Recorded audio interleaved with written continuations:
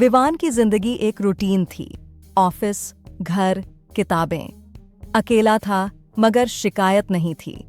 पर फिर एक दिन उसकी जिंदगी में सिया आई। ऑफिस की नई ज्वाइनिंग। सिया की मुस्कान कुछ अलग थी, जैसे जख्मों पर मरहम लगाती हो। वो बातों में मासूम और स्वभाव में बहुत संवेदनशील थी।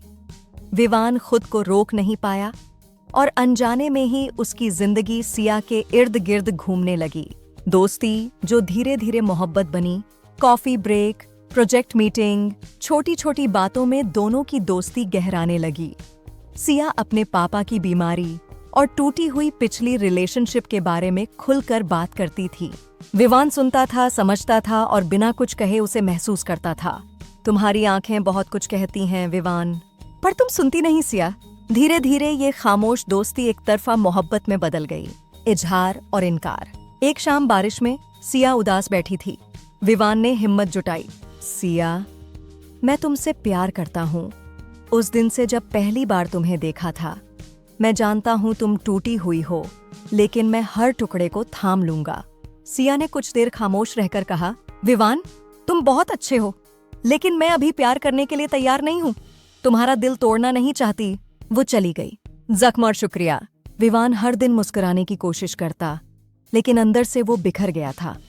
सिया अब भी ऑफिस में मिलती, अब भी वैसे ही बात करती, लेकिन उसके अंदर की दूरी अब दिखने लगी थी।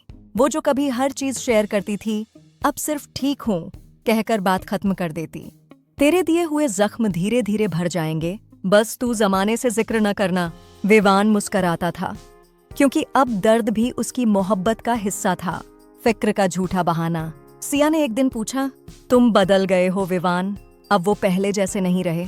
विवान ने जवाब दिया, अब बस खुद को समझाने की कोशिश करता हूँ, क्योंकि जो मेरी फिक्र करता नहीं, उसे मैं तकलीफा नहीं देना चाहता। बहुत शुक्रिया है तेरा दर्द देने के लिए, बस तू मेरी फिक्र ना करना। जब सिया को सच्चाई समझ आई, कुछ महीने बाद सिया को पता चला कि विवान ने एक जॉब ऑफर एक्सेप्ट कर लिया था, किसी दूसरे शहर में। विदाई के दिन सिया ने उसे रोकने की कोशिश की। कहीं जा रहे हो? बिना कुछ कहे। विवान ने कहा, तुमने कभी सुना भी तो नहीं, अब कुछ कहने से क्या फर्क पड़ेगा।